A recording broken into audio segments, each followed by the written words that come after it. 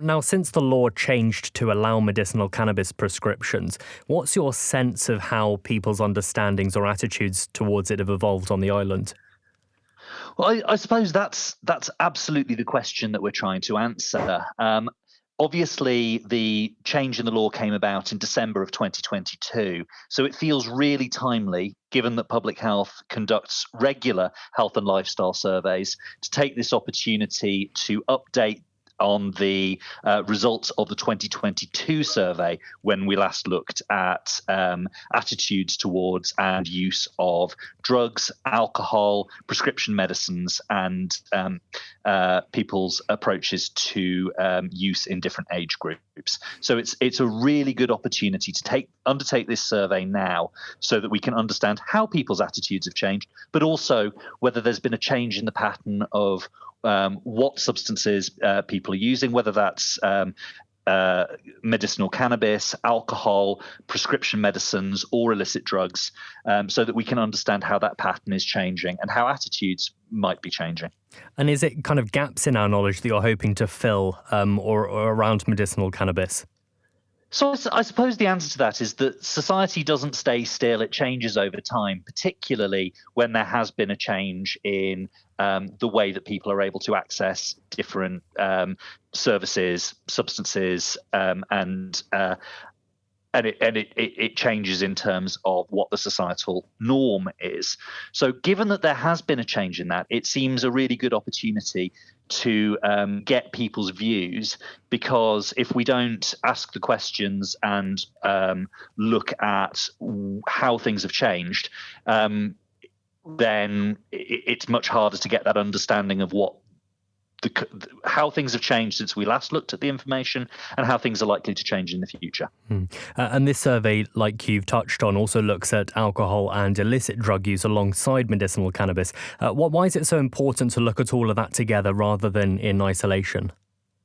So when we undertook the health and lifestyle survey in 2022, we asked a range of questions that included all of those areas. So we are always it's very important not to take data points in isolation. So a single year is just a snapshot of what's happening at that time. But when you combine it with looking back at previous health and lifestyle surveys that have looked at the quantity of people who are, or what quantity of alcohol people are consuming within a week, what proportion of the population are using cannabis, or either on a medicinal basis or on a recreational basis, or other illicit drugs. It helps us to understand how patterns change over time and how that's likely to what effect that's likely to have both on the health and well-being of our population, but also how people perceive that. So bringing it all together as part of a single set of questions updates all of the trend data at the same time, but also we can ask additional questions about those societal attitudes and how people are perceiving that change. And when you compare this work to the 2022 substance use survey that you've referred to, what sort of changes or trends will you particularly be interested in seeing? So I think just to clarify, that survey was a general health and lifestyle survey that included questions around alcohol, cannabis, other illicit drugs, and prescribed medications as well. So what we are interested in seeing is how this change in the law has led, what effect that has had on patterns of behaviour across our society.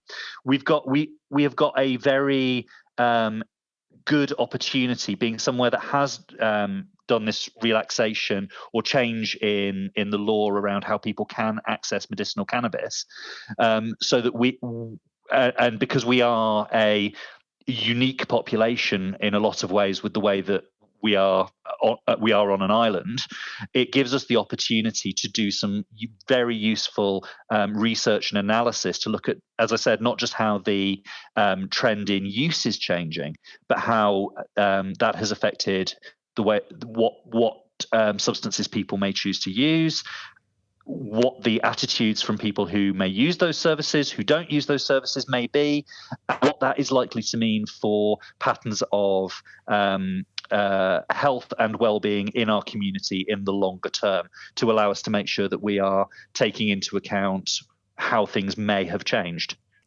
Just final thoughts. Once the results are in and the report's published, expected later this year, how do you expect this research to feed into real-world decisions, possibly future health policy planning? So obviously, this will help us to understand what the pattern is in society and understand the experience of either the use of or the experience of being around the change around medicinal cannabis. So it will contribute to a report that we're undertaking. And of course, how it may contribute to future considerations in a health policy landscape, it's not really one that I can give much clarity on at the moment, because obviously any change in policy may or may not be impacted by the results of this survey, depending on what the findings are. So I don't want to presuppose it.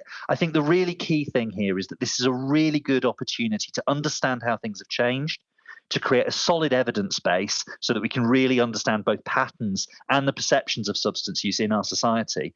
And we would really encourage everyone to participate in this survey. We really want to hear the views of Isle of Man residents, because these topics are really important. They are big changes in the way that things operate, and it's important that we understand how that makes people feel, how that makes people, how that changes people's behaviour, and what that means in the longer term.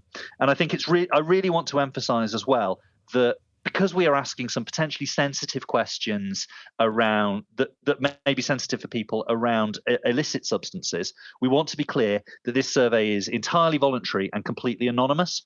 So there's no risk for disclosing behaviours within this survey. It will only be anonymous. It will only be looked at as large population level data. So no individual will be identifiable from this. So honest feedback from as many people as possible will help us to really understand what difference the change in policy on medicinal cannabis has made to this island. Thank you for making it to the end of the Manx Radio newscast. You are obviously someone with exquisite taste. May I politely suggest you might want to subscribe to this and a wide range of Manx Radio podcasts at your favourite podcast provider, so our best bits will magically appear on your smartphone. Thank you.